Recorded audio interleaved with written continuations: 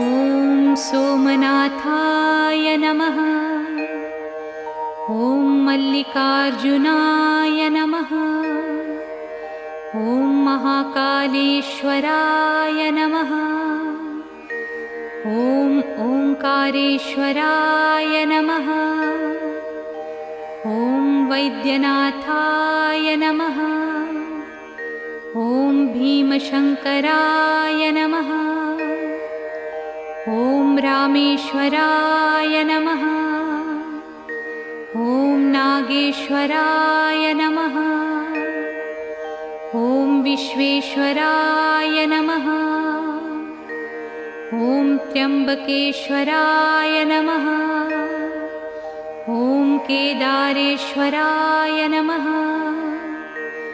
ॐ भुस्मेश्वराय नमः।